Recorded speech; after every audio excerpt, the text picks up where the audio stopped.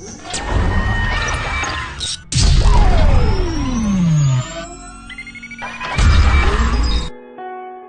hamdalillah nahmaduhu wa nasta'inuhu wa nastaghfiruh wa na'udzu billahi min shururi anfusina wa min sayyiati a'malina. Man yahdihillahu fala mudilla lahu wa man yudlil fala hadiya lahu. Wa ashhadu an la ilaha illallah wahdahu la sharika lahu وأشهد أن محمدا عبده ورسوله. اللهم صل وسلم على سيدنا محمد وعلى آله وأصحابه ومن تبعهم بإحسان إلى يوم الدين. أما بعد فيا عباد الله، أوصيكم ونفسي بتقوى الله فقد فاز المتقون. Wahai hamba-hamba Allah, saya berpesan kepada diri saya serta semua sidang Jumaat yang dikasihi sekalian, marilah sama-sama kita meningkatkan ketakwaan kepada Allah Subhanahu wa taala dengan melaksanakan segala perintahnya dan menjauhi segala larangannya. Mudah-mudahan kita semua berada di dalam rahmat serta perlindungan Allah Subhanahu wa taala, lebih-lebih lagi di dalam situasi musibah pandemik yang belum berakhir ini. Ikatan dan pengharapan kita kepada pertolongan Allah Subhanahu wa taala perlu diperkukuhkan agar kita semua tidak tergelincir dari landasan dan petunjuk agama. Sidang Jumaat yang dirahmati Allah, tajuk khutbah pada hari ini ialah memahami erti kemerdekaan di dalam hidup. Beberapa hari lagi kita bakal menyambut ulang tahun kemerdekaan kali ke-64, iaitu pada tanggal 31 Ogos. Sempena sambutan hari kebangsaan kali ini, marilah sama-sama kita mengimbau hari yang bersejarah ini yang memberi erti yang sangat besar apabila negara bebas dari belenggu penjajah yang telah menguasai sosial ekonomi politik negara hampir 500 tahun. Justru proses kemerdekaan tanah Melayu ini perlu diingati. Semangat penentangan penjajah oleh para pejuang negarawan serta ulama perlu dikenang. Tarikh yang penuh karamah yang saban tahun diraikan ini merupakan satu nikmat yang sangat besar dan wajib untuk kita syukuri dan hargainya.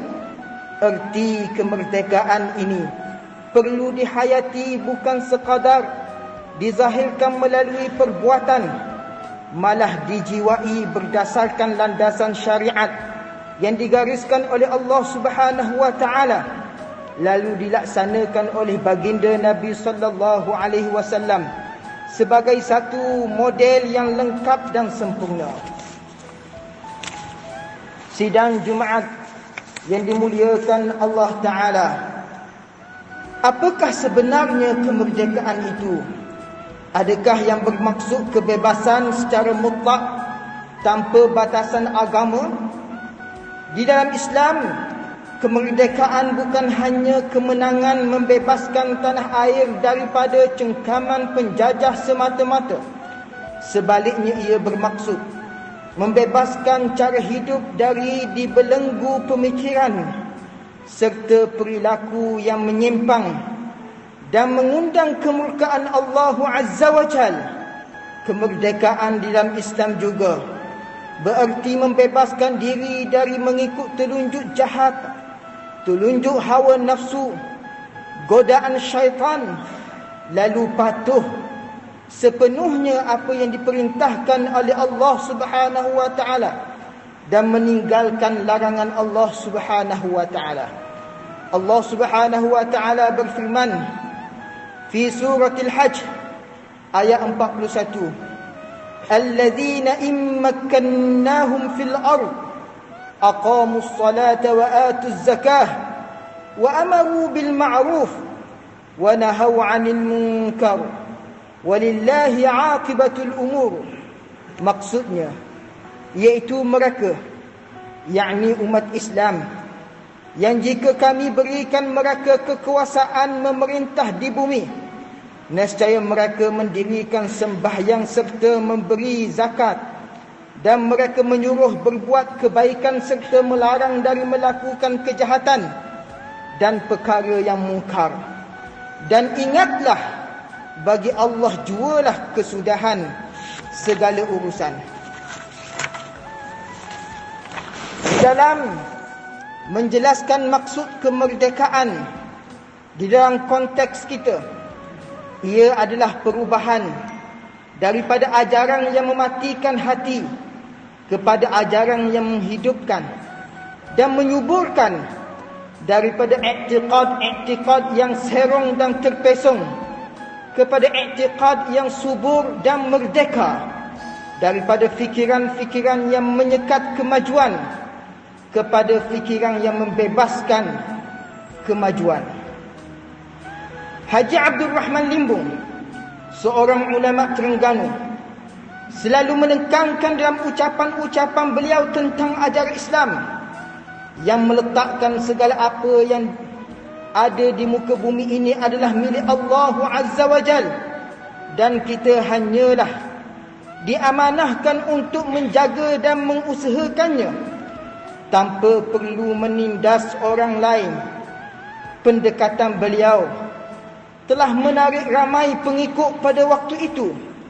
Seterusnya, telah meningkatkan kefahaman dalam diri mereka tentang erti sebenar perjuangan yang mereka lakukan selama ini. Dalam lipatan sejarah kemenangan perjuangan Islam yang dipimpin oleh Nabi Muhammad sallallahu alaihi wasallam, bermula dengan pembukaan kota Mekah.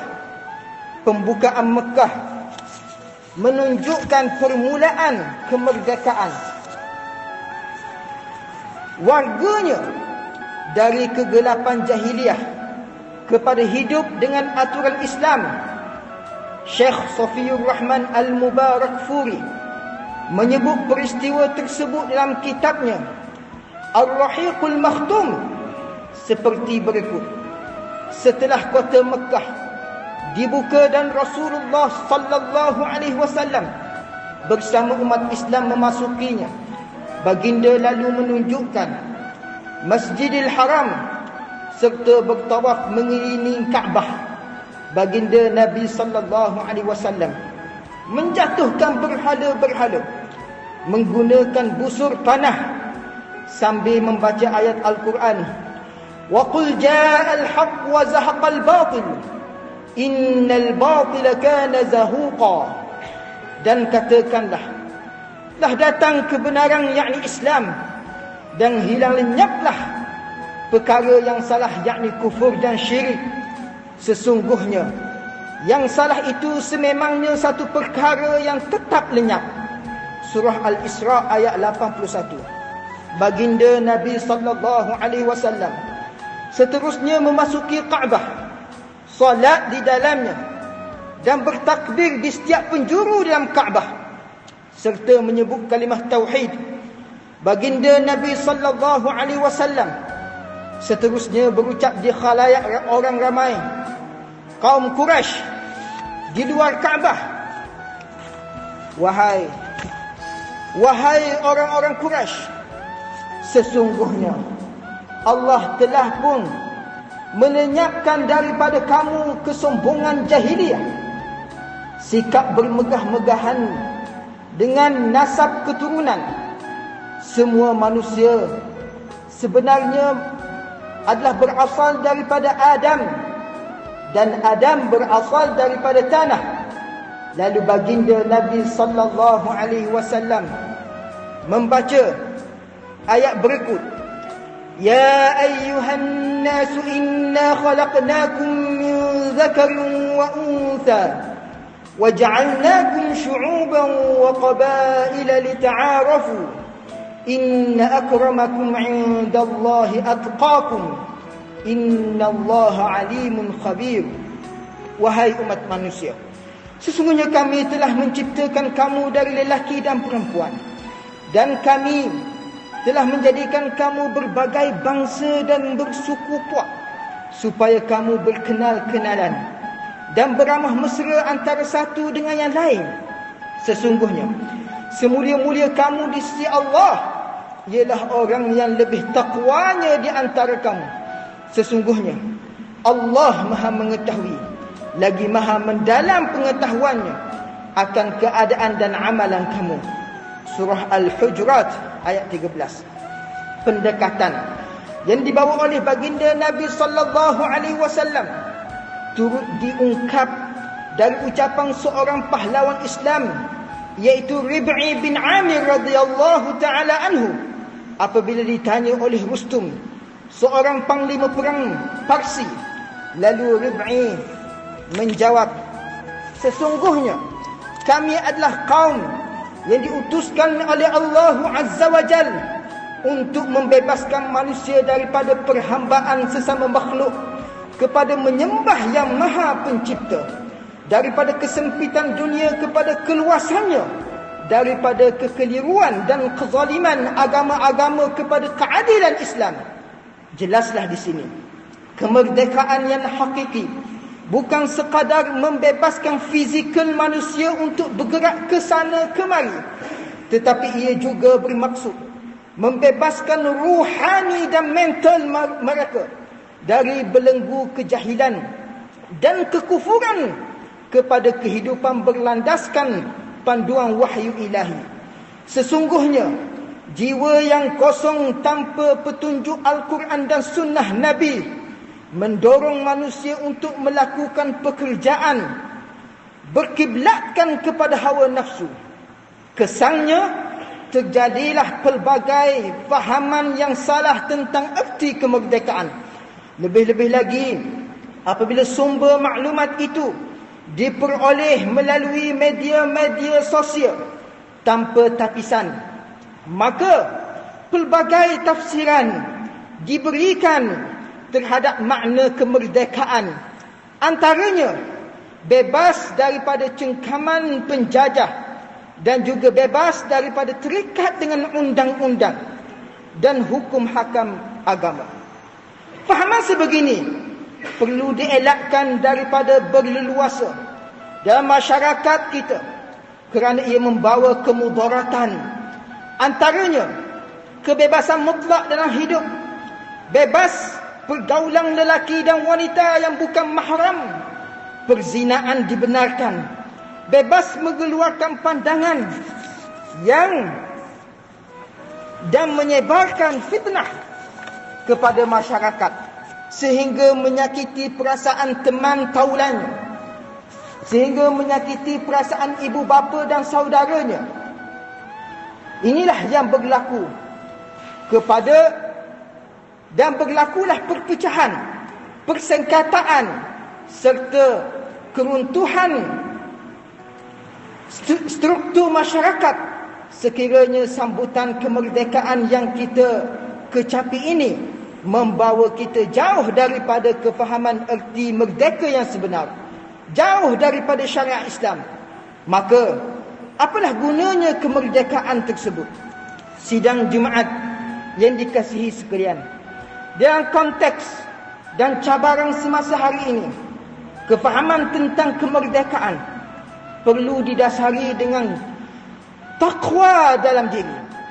Takwa mampu memagari hidup kita agar sentiasa rukun dan damai serta berpadu erat antara satu sama lain. Yakinlah setiap amalan yang diasaskan atas konsep takwa akan membuahkan keikhlasan dan keberkatan daripada Allah Subhanahu wa taala. Sebagai nikmat telah dirasa oleh kita rakyat Malaysia daripada kemerdekaan ini, antaranya nikmat beribadah, nikmat bersilaturahim, nikmat mencari rezeki dan nikmat merasai rezeki kurniaan Allah yang melimpah ruah di bumi yang subur ini. Apa yang penting, peliharalah nikmat ini agar ia tidak terlepas daripada genggaman kita. Mengakhiri khutbah kali ini, berikut adalah beberapa kesimpulan yang boleh kita ambil. Yang pertama, dalam Islam, kemerdekaan itu suci maknanya. Apabila jiwa kita kosong daripada godaan dan belenggu hawa nafsu, lalu disemai dengan cinta dan takwa kepada Allah, maka kesejahteraan, kedamaian dan keamanan akan wujud dalam diri. Yang kedua, kemerdekaan sebagaimana diajar oleh Nabi sallallahu alaihi wasallam perlu diteguhkan dengan ikatan iman dan kuat kepada Allah selain kesatuan sesama umat Islam, agar tidak mudah diganggu gugat oleh musuh Islam. Ketiga, nikmat kebebasan dan kemerdekaan seharusnya disyukuri dan dipertahankan sampai ke bila-bila. Ini adalah kerana nikmat ini mampu membebaskan diri dan pemikiran kita daripada perbuatan yang mengundang kepada kemurkaan Allah Subhanahu wa taala. Yang keempat, mencintai negara. Haruslah dibuktikan dengan azam dan usaha yang keras kita membangunkan negara mengikut syariat Islam. Semangat kecintaan kepada negara tidak cukup sekadar menyambut hari kemerdekaan dan mengibarkan jalur gemilang, akan tetapi membangunkan negara ini menurut acuan yang diredai oleh Allah Subhanahu wa taala dan Rasulullah sallallahu alaihi wasallam. Sesungguhnya syariat Islam akan lebih mudah terlaksana dalam keadaan negara aman dan damai. A'udzu billahi minasyaitonir rajim. Wa idz ta'azzana rabbukum la in syakartum la azidannakum wa la in kafartum inna 'adzabi lasyadid. Dan ingatlah ketika Tuhan kamu memberitahu, demi sesungguhnya jika kamu bersyukur, nescaya aku akan tambahi nikmatku kepada kamu, dan demi sesungguhnya jika kamu kufur, ingkar, sesungguhnya azabku amatlah keras. Surah Ibrahim ayat 7. Barakallahu li wa lakum fil Qur'anil 'azim wa nafa'ani wa iyyakum bima fihi min al-ayati wadh-dhikril hakim wa taqabbala minni wa minkum tilawatah innahu huwas sami'ul 'alim. Aqulu qawli hadha wa astaghfirullahal 'azim li wa lakum wa lisa'iril muslimina wal muslimat wal mu'minina wal mu'minat fastaghfiruhu innahu huwal ghafurur rahim.